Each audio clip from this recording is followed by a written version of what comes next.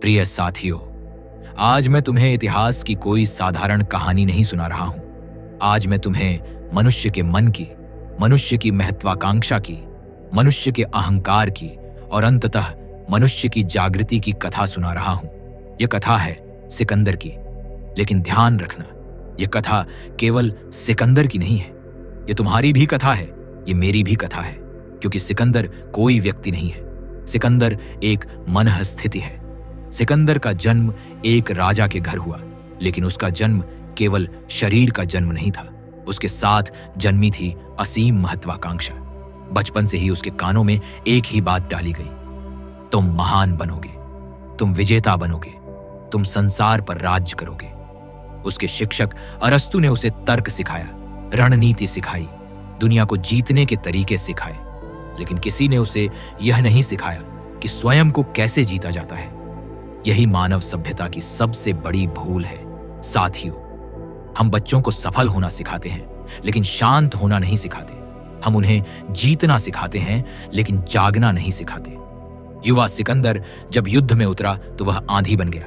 राज्य गिरते गए, साम्राज्य मिटते गए, लोग डर से कांपते थे, राजा झुक जाते थे और सिकंदर का अहंकार बढ़ता गया। वह सोचने लगा, मैं अजेय हूं, मैं अमर हूं। साथियों, यही वह क्षण है जब मनुष्य सबसे अधिक अंधा हो जाता है। सफलता सबसे बड़ा नशा है और शक्ति सबसे घातक शराब। लेकिन हर विजय के बाद रात को जब सिकंदर अकेला होता तो उसके भीतर एक अजीब सा सन्नाटा होता। कोई उत्सव उस सन्नाटे को भर नहीं पाता था, कोई स्तुति उसे शांत नहीं कर पाती थी। वह जीत रहा था, लेकिन खुश नहीं था, और यही संकेत था साथियों कि कुछ बहुत जरूरी छूट रहा है। जब सिकंदर भारत पहुंचा तो उसने पहली बार कुछ अजीब देखा।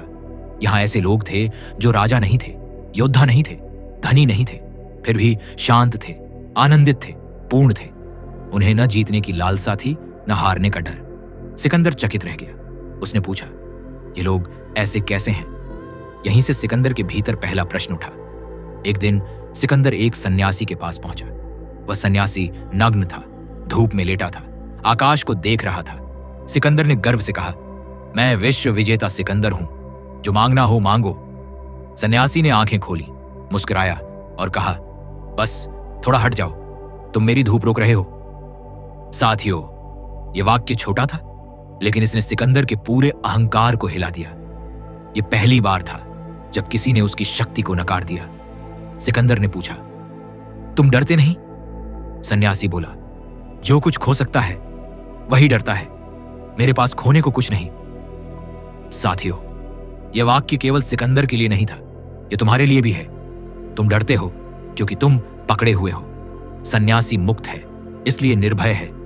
उस दिन सिकंदर जीत गया था, लेकिन भीतर कुछ टूट गया था।